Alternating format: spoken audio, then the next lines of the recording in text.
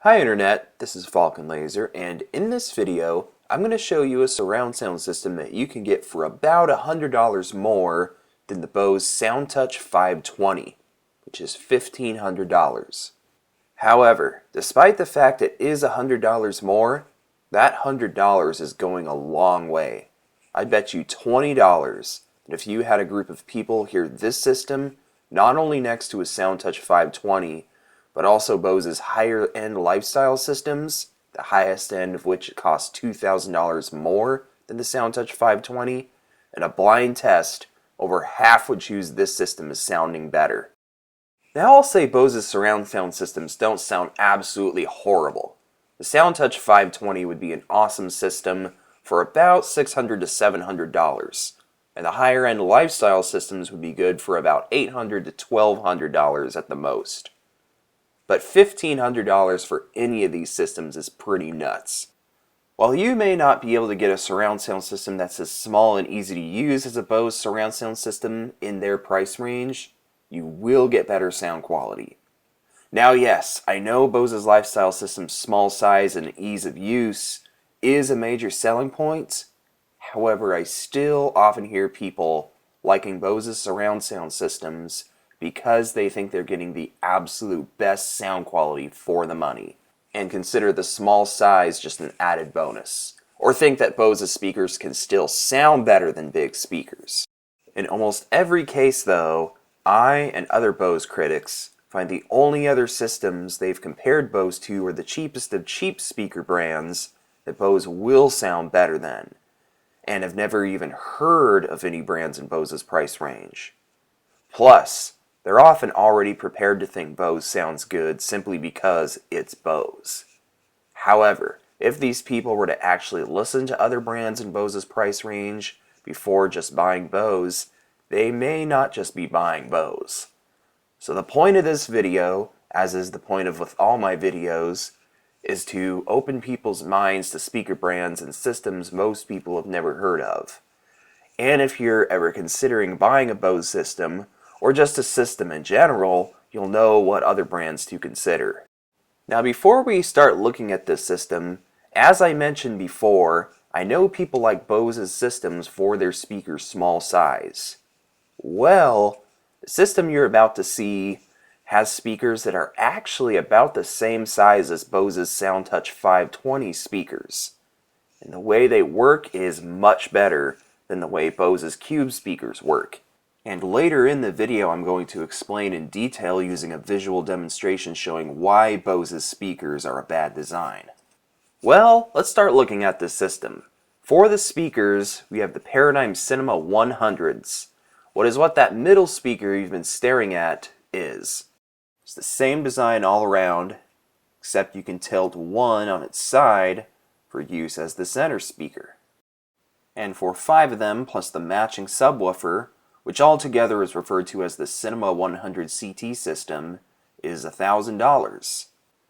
As for the Bose SoundTouch 520's direct reflect speakers, here's a picture of one.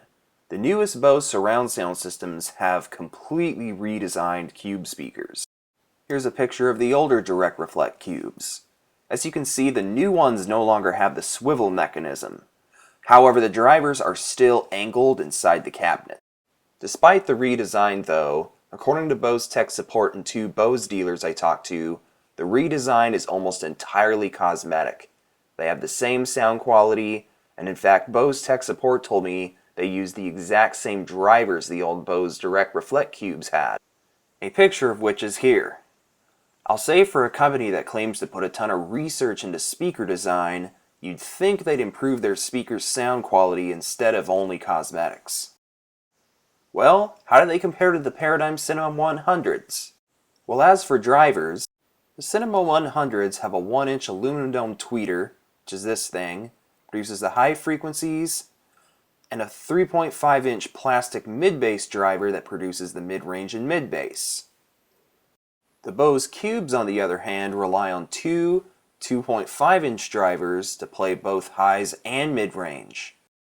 Here, this is an ultra-crude representation of what the Cubes would look like with their grill removed.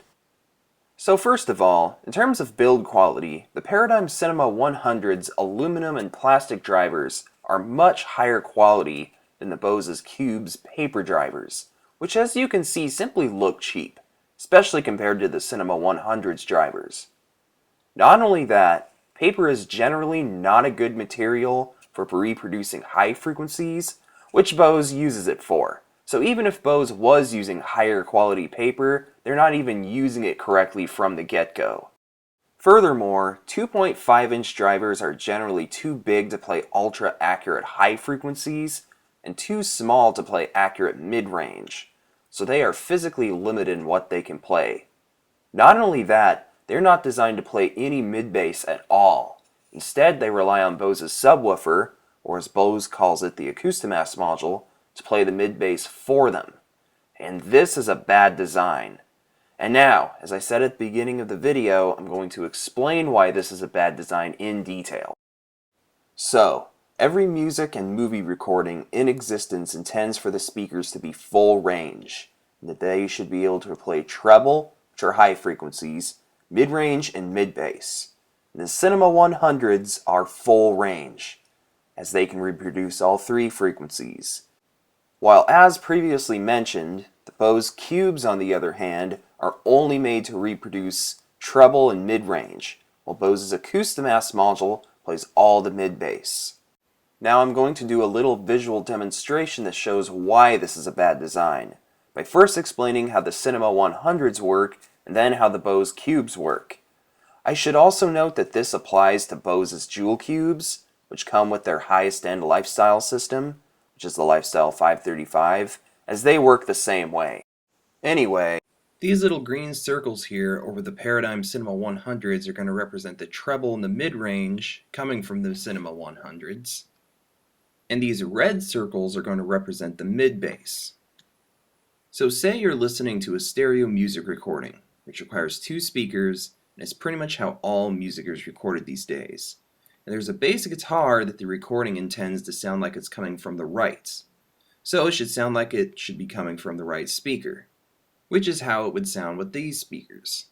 If you're watching a movie and a car in the movie drives from the right side of the screen to the left side, it'll sound like the car is going from the right to the left, or from the right speaker to the center speaker and to the left speaker.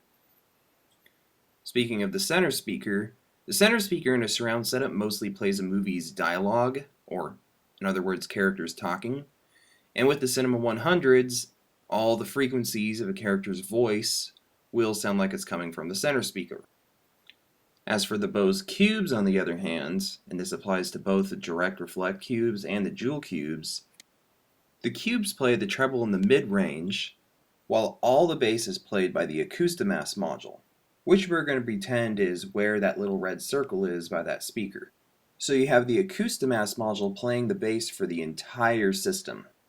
Now Bose claims this is an innovative design, as it makes it sound like the bass is coming from the speakers.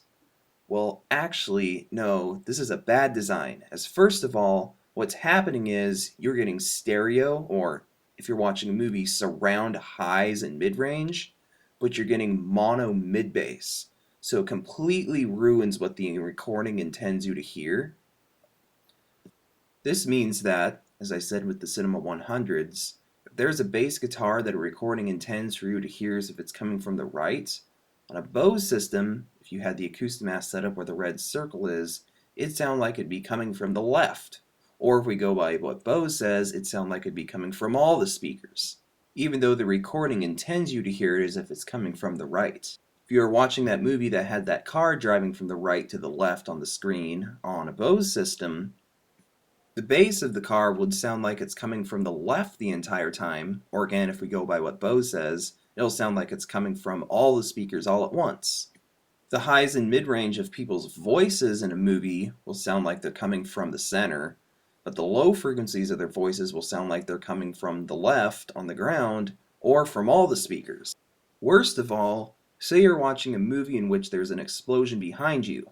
The highs and mid-range of the explosions will sound like it's coming from behind you through the surrounds, but the bass of the explosion will sound like it's coming from in front of you. So Bose's supposed oh-so-innovative design here completely smears the bass everywhere, and doesn't reproduce any recording the way it's meant to be heard, meaning Bose systems don't really represent lifelike sound. Now, is this going to sound absolutely horrible? No. Will most people even notice it? Probably not. However, the design still isn't good, and there's better ways to do it. I mean, no other speaker brand in Bose's price range copies it, and if it truly was innovative as Bose claims, other brands in Bose's price range would be copying it. But they don't. In fact, the only speaker brands that do copy it are brands that make all the less than $1,000 home theater-in-a-box systems. I'll say that speaks volumes about Bose's Cube system's quality. Anyway, well, with all that being said, the Paradigm Cinema 100s are a much better design than the Bose Cubes. Not only that, they can also play high frequencies and mid-range better because they have dedicated drivers for each of those frequencies, and they are of the correct size and materials to reproduce those frequencies. Anyway, well, that's enough about the speakers. Let's check out this system subwoofer. We have here a Paradigm Cinema Sub. It retails for $350, but one already comes with the Cinema 100 CT system. Anyway, well, how does this thing compare to Bose's Acoustimass module? Well, first of all, sub bass requires a lot of air movement to reproduce, so it requires a big driver to produce it. And typically the minimum size a subwoofer should be is 8 inches, which is how big this subwoofer's driver is. As for the SoundTouch 520's Acoustimass module, it has a single 5¼ inch driver, which is simply too small to play any meaningful sub bass. And this Paradigm subwoofer can already play lower and louder than Bose's higher-end surround sound system's Acoustimass modules, which have two 5¼ inch drivers in them, so they're more powerful than the Bose SoundTouch 520's Acoustimass module. So if those bigger Acoustimass modules can play louder than the Bose SoundTouch 520's Acoustimass module, and the Cinema Sub here can play lower and louder than those bigger Acoustimass modules, if you do the logic, the Cinema Sub here is going to annihilate the SoundTouch 520's Acoustimass module. Now, I will say an advantage the SoundTouch 520's Acoustimass module does have over the Paradigm Cinema Sub is the Acoustimass module is wireless. However, you can get wireless subwoofer adapters for about $50, $60, so it'd be pretty easy to make this subwoofer wireless too. Now, for an AV receiver. An example of one is a Yamaha RX-V 479, which is this thing, which retails for $400. Now I'll say in terms of cosmetics, the Bose SoundTouch 520 does have this AV receiver beat. The SoundTouch 520's media center is tiny, and this may be a big selling point for a lot of people.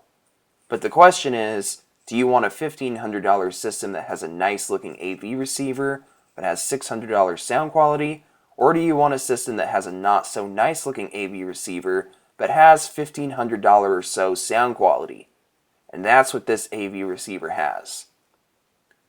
Now I have another video called Bose Lifestyle vs Yamaha AV Receiver. Here's a screenshot of it, in which I explain how Yamaha's AV receivers are better than Bose's media centers in much greater detail, as there's some technical things that take too long to explain in this video. Well, that video is a little dated, and a few of the things I say near the beginning are irrelevant now. The more technical info still applies. So watch that video if you want to know more. But a couple key advantages this AV receiver has over Bose's media center is it has more HDMI inputs, so you can connect more components, and you can connect an iPod to it through the USB port in the front, as you can see I've done in this picture. And just like Bose's newest surround sound systems, it can stream music wirelessly, and it has a room correction feature very similar to Bose's Adapt IQ, so it's very even on features in that regard. Now something this AV receiver doesn't have that the Bose SoundTouch 520 does come with is a programmable universal remote. However, you could just get a Logitech Harmony 650 universal remote for about $80 and it'd be even. And you can find videos on YouTube showing how it works. And in that aforementioned video about Yamaha's AV receivers, I demo my Nevo remote in it. And while my Nevo remote is fancier than the Logitech Harmony 650, it works pretty much the same way. But now speaking of this remote, it's the component that's actually making this system $100 more than the SoundTouch 520.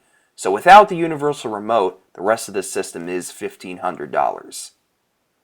Also, as an aside, I should note that chances are you may find a Paradigm dealer that doesn't sell Yamaha, and in that case, I'd get whatever $400 AV receiver the dealer recommends. Some brands they may have would be Denon, Onkyo, Integra, Sony, or Pioneer. All of them will have similar features to this Yamaha AV receiver, so they'll compare to the Bose SoundTouch 520's Media Center the same way in terms of features. Well, that's all this system's components. As for speaker cables, I'd recommend about $100. That includes speaker wire and a wireless subwoofer adapter. I know cables are a very controversial thing in the world of audio equipment. Some people insist on expensive cables while others don't, so I'm just taking the middle ground here. I'd say just stay away from rock bottom quality cables. Okay, well, if you add up all the cost of the system's components, it all comes out to about $1,600 including the remote. So again, it is $100 more. But as I said, I'd bet you $20 that if you got a group of people and had them listen to this system next to a Bose SoundTouch 520 and Bose's higher-end surround sound systems in a blind test, over half would choose this system as the best sounding system. But I can talk up this system all day long, but I'm not going to convince you it sounds better than Bose until you actually hear it in person, which I highly encourage you to do. Go to a Bose dealer, have them play a song you both like and own on a SoundTouch 520, then find a Paradigm dealer and listen to this system. In fact, don't limit yourself to only Paradigm. I'd also check out Definitive Technologies Pro Cinema systems. They're about on par with the Paradigm Cinema 100s and are close to the same price. But anyway, play the same song you heard at the Bose dealer on this system and listen. Hey, maybe you'll end up liking Bose better, but maybe you won't. Again, as I said at the beginning of the video, I found most Bose fans have never even heard of brands like Paradigm and don't know what a real $1,500 or more surround sound system sounds like. But I bet if they were to listen to one, chances are they wouldn't be buying Bose. Well, that's the video. Thanks for watching.